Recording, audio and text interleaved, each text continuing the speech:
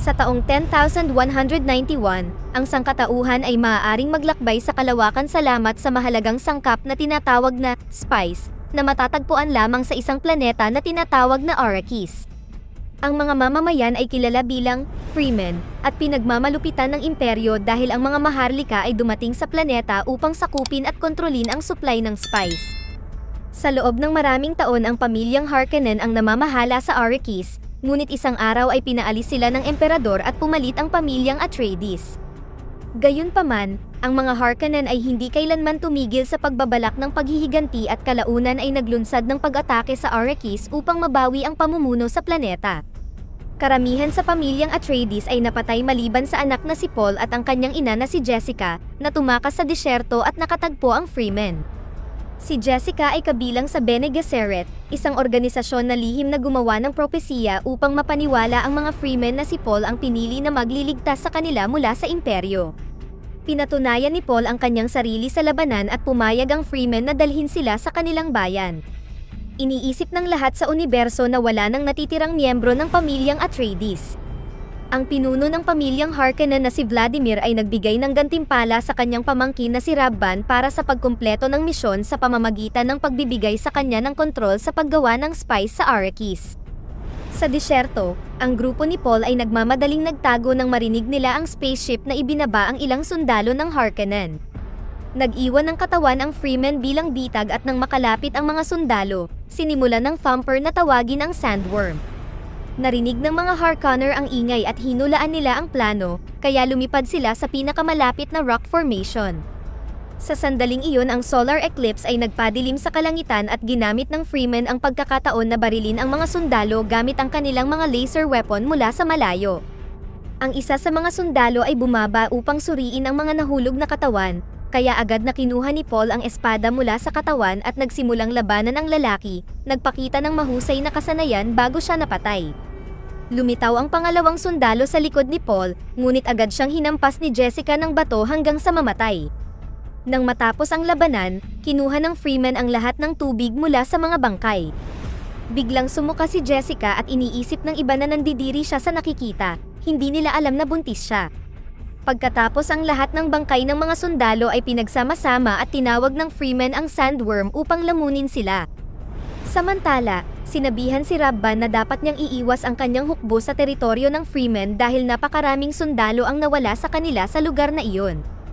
Galit na galit, sinimulan ni Rabban na bugbugin ang kanyang assistant habang sumisigaw na nawalan sila ng tao dahil sa mga dagang iyon. Sa kalaunan, ang grupo ni Paul ay nakarating sa bayan ng Freemen. Maraming tao ang hindi nasisiyahang makita si Paul at nag-iingat mula sa kanya, ngunit ang ilan sa mga Freemen ay naniniwala sa propesiya at yumukod sa kanya. Sinikap ni Stilgar na kumbinsihin ang konseho na si Paul ang napili, ngunit hindi nila siya sineseryoso.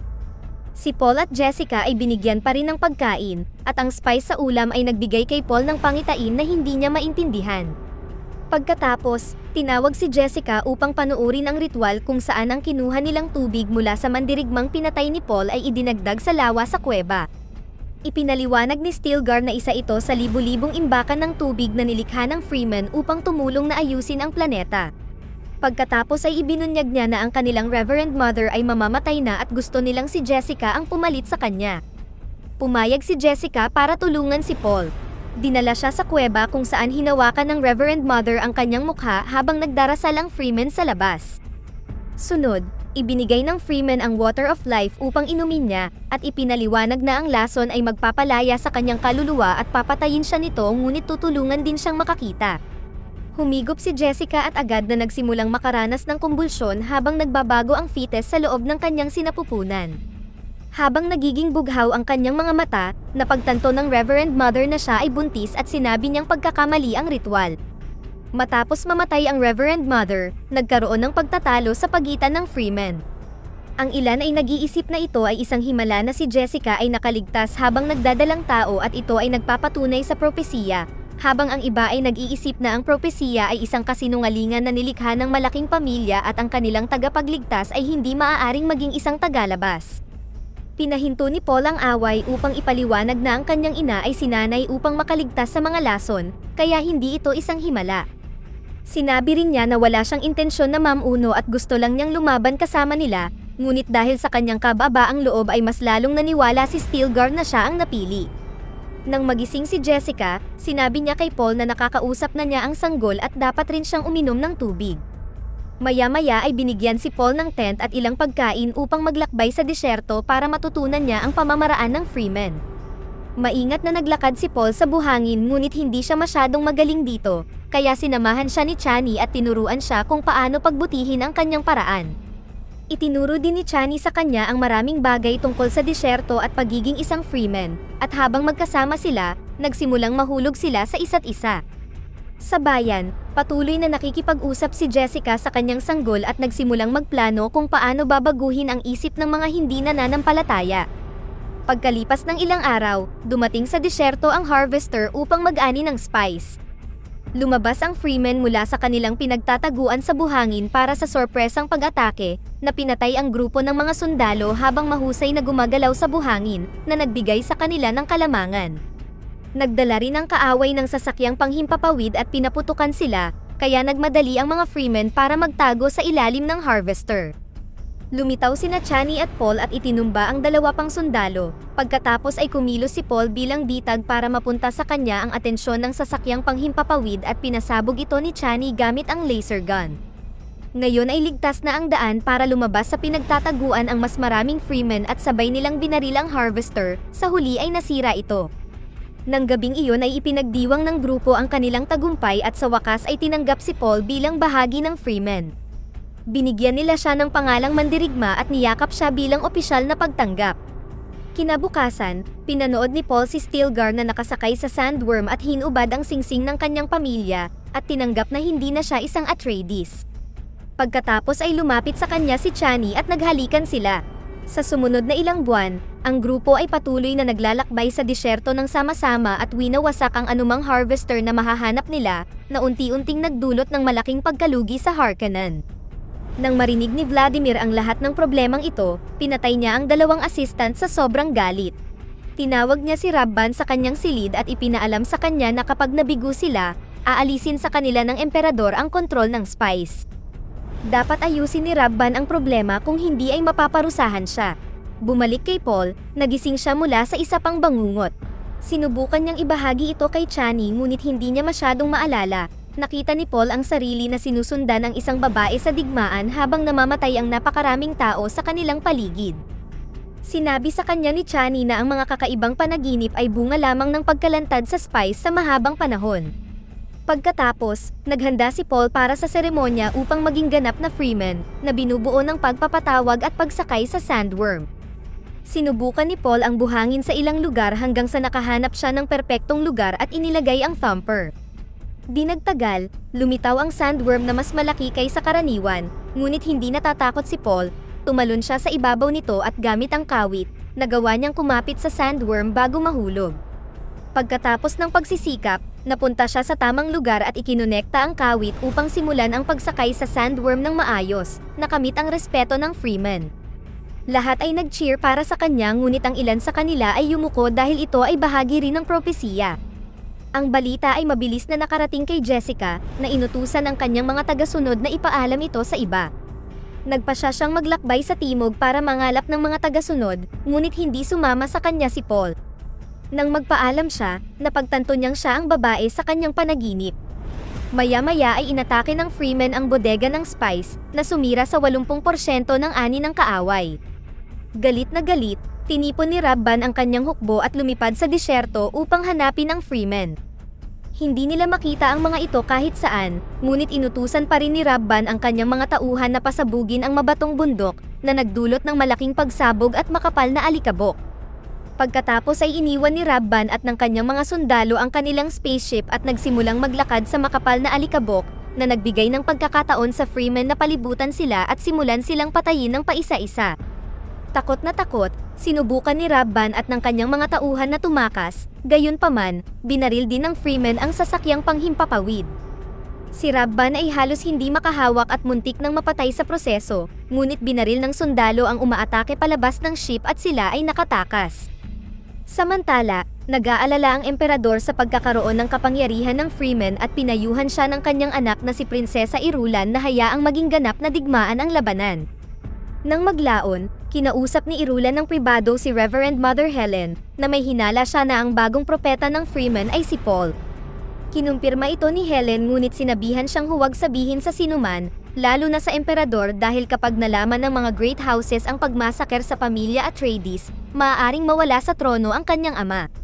Gumawa din siya ng plano para sa pamangkin ng emperador na si Fade upang sakupin ang Arrakis.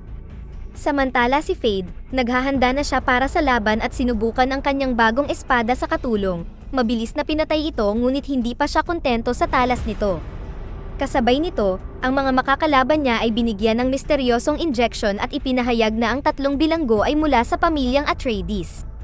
Pagkatapos ay pumasok si Fade sa arena, kung saan naghihintay si Vladimir at ang libo-libong tao upang panoorin ang kanyang laban sa kanyang kaarawan.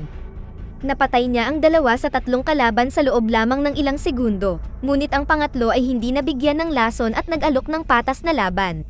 Napagtanto ni Fade na siya ay sinusubukan, kaya tinanggal niya ang kanyang kalasag upang magpakitang gilas at patuloy na nilabanan ang bilanggo. Sinabi sa mga gwardya na huwag siyang tutulungan. Sinubukan ng bilanggo ang lahat ng makakaya ngunit si Fade ay mas mahusay na mandirigma at napatay din siya ni Fade, nakakuha ng masigabong palakpakan mula sa mga manunood.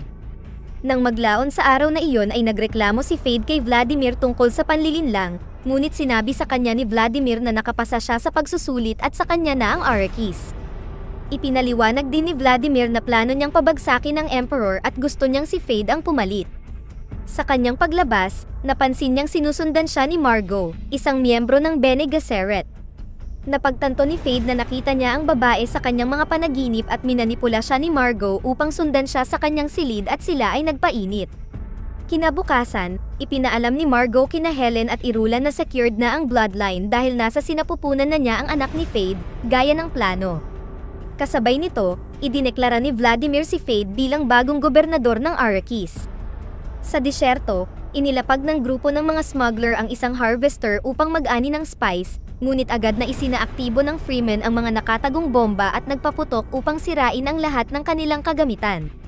Tumalon si Paul sa isa sa mga smuggler, ngunit itinigil niya ang kanyang pag-atake nang mapansin niyang ito ay si Gurney, ang War Master na dating nagtatrabaho sa kanyang pamilya. Sinabi ni Paul sa iba na itigil ang pag-atake at masayang niyakap ang kaibigan. Pagkatapos, nagsimulang maglakbay sina Gurney at ang kanyang mga tauhan kasama ang grupo ni Paul. Sinabi ni Gurney kay Paul na dapat niyang gamitin ang kanyang kapangyarihan upang kontrolin ang Freeman at makaganti, ngunit natatakot si Paul na gawin iyon dahil ang mga pangitain niya ay humantong sa sagradong digmaan kung saan milyon-milyong tao ang namatay. Maya-maya, ibinunyag ni Gurney na alam niya kung saan itinago ng pamilyang Atreides ang lahat ng kanilang firepower. Naisip ni Paul na maaaring baguhin ang mga bagay dahil ang lahat ng kapangyarihang iyon ay makakatulong sa kanya na magkaroon ng kalayaan ang Freeman. Sinabi nila sa iba at naglakbay sa nakatagong kuweba, kung saan ang DNA lamang ni Paul ang makakapagbukas ng pinto. Sa loob ay natagpuan nila ang 72 atomic warhead. Samantala, dumating si Jessica sa timog at patuloy na ikinakalat ang tungkol sa mga nagawa ni Paul. Nakipagpulong din siya sa Maker Keeper, na nagpakita sa kanya kung paano ginagawa ang Water of Life. Sa loob ng templo, tinawag ng Keeper ang baby sandworm na nilunod niya sa maliit na lawa para kunin ang lason nito. Nang tapos na ang lason, ginamit ni Jessica ang kanyang kapangyarihan upang pilitin ang Keeper na ibahagi ang tubig kay Paul pagdating niya, na ipinagbabawal. Maya-maya, nahanap ni Paul si Chani na nakatitig sa araw at nadiskubring nasunog ang kanyang mukha. Bigla siyang nagising at nadatnan niyang nakatingin ang lahat ng Freeman sa paligid dahil nakarinig sila ng mga pagsabog.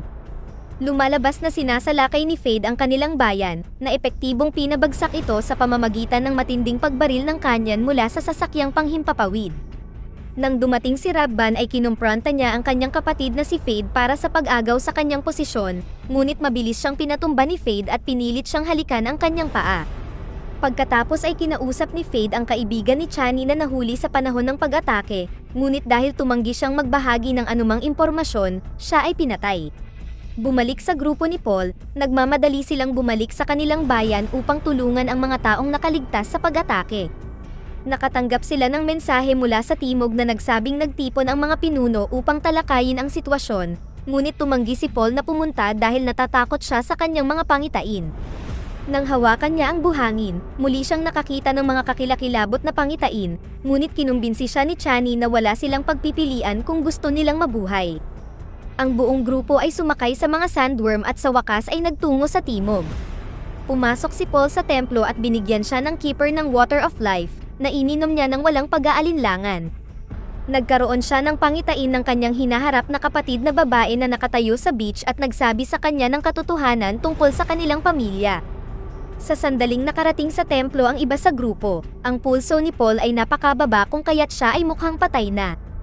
Galit na galit si Chani at sinabi kay Jessica na dapat niyang ayusin ito, ngunit ginamit ni Jessica ang kapangyarihan niya kay Chani para pilitin siyang tapusin ang ritual. Pinagsama ni Chani ang kanyang luha at kaunting Water of Life, pagkatapos ay inilagay niya ang likidong iyon sa labi ni Paul para magising siya. Ang lahat ay yumuko dahil itinuturing nila itong isang himala, ngunit sinampal siya ni Chani at pagkatapos ay umalis na masama ang loob.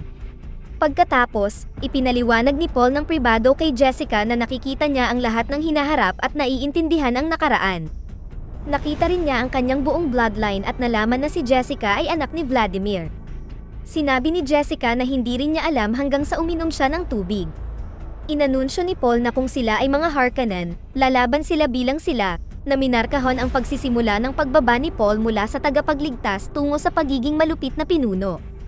Pagkatapos ay pumunta si Paul sa konseho ng digmaan, kung saan nananalangin ang lahat ng freemen. Sinubukan ni Chani na sabihin sa kanila na minamanipula sila ng propesiya at magiging masama ito, ngunit walang naniniwala sa kanya. Habang naglalakad si Paul papunta sa gitna ng silid, pinag-uusapan ng mga tao kung dapat mamatay si Stilgar upang mapalitan ni Paul ang kanyang lugar bilang isang pinuno, ngunit sanigawan sila ni Paul dahil sa pagnanais na puksain ang isang magiting na mandirigma. Pagkatapos ay nagbigay siya ng mahusay na talumpati, nagsalita tungkol sa kanyang sarili bilang isang propeta at ginulat ang lahat sa pamamagitan ng pagbanggit ng mga bagay mula sa nakaraan ng mga random na tao na nalaman niya dahil sa tubig. Ang lahat ay humanga at muling lumuhod, tinanggap si Paul bilang kanilang pinuno para sa ikabubuti. Pagkatapos ay isinuot muli ni Paul ang singsing ng kanyang ama, tinawag ang kanyang sarili na Duke of Arrakis, at nangakong magdadala ng luntian na paraiso para sa freemen. Lahat maliban kay Chani ay binibigkas ang kanyang pangalan, handang ipaglaban siya. Ilang sandali pa, nakatanggap ang emperador ng mensahe mula kay Paul na hinahamon siya para sa trono. Sa pribado, sinabi ni Helen kay Irulan na ang kanyang ama ay mawawalan ng trono kahit sino pa ang mangibabaw, ngunit ang kanyang pamilya ay maaaring manatili sa kapangyarihan kung mapapangasawa ni Irulan ang nanalo. Makalipas ang ilang sandali, dumating ang hukbo ng emperador sa Arrakis. Gumawa ng plano si Paul kasama ang freemen at pinaalalahanan silang hulihin ng buhay ang emperador. Nakita din ni Vladimir ang pagdating at sinabihan si Fade na balaan ang lahat ng great houses. Hindi nagtagal ay nakipagpulong ang emperador kay Vladimir at sa kanyang pamangkin upang humingi ng impormasyon, ngunit dahil walang alam si Vladimir tungkol sa nangyayari sa timog, pinarusahan siya ng bantay ng emperador. Sa sandaling iyon, nagpaputok ang freemen, sinira ang mga kalasag ng kalaban salamat sa mga atomic warhead at nagdulot ng pagsabog ng buhangin sa lahat ng dako, na nagbibigay ng takip. Nag-set up din sila ng mga thumpers upang ipatawag ang hukbo ng mga sandworm, na sinakiyan nila mismo sa labanan upang patayin ang daan-daang mga sundalo sa parehong oras. Maraming freemen ang lumabas din sa buhangin, umaatake mula sa likod ng istruktura kaya napaligiran ang kalaban. Sinubukan ng mga sundalo na lumaban ngunit hindi sila sanay sa disyerto at hindi maiwasan ang kanilang pagkamatay. Hindi nagtagal ay pumasok na ang freemen at naglakad si Paul sa silid nang walang sinumang nagre-react dahil pinoprotektahan nila ang emperador. Natagpuan ni Paul si Vladimir na sinusubukang gumapang palayo, at matapos siyang tawaging lolo, pinatay niya ito.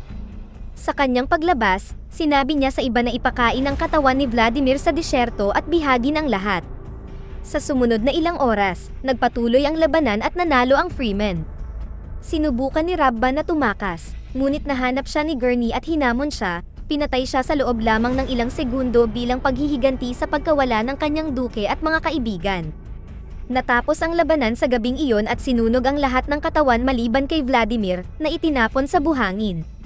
Kinaumagahan, nalaman ni Paul na ang mga spaceship ng Great Houses ay nasa itaas nila, naghihintay na umatake.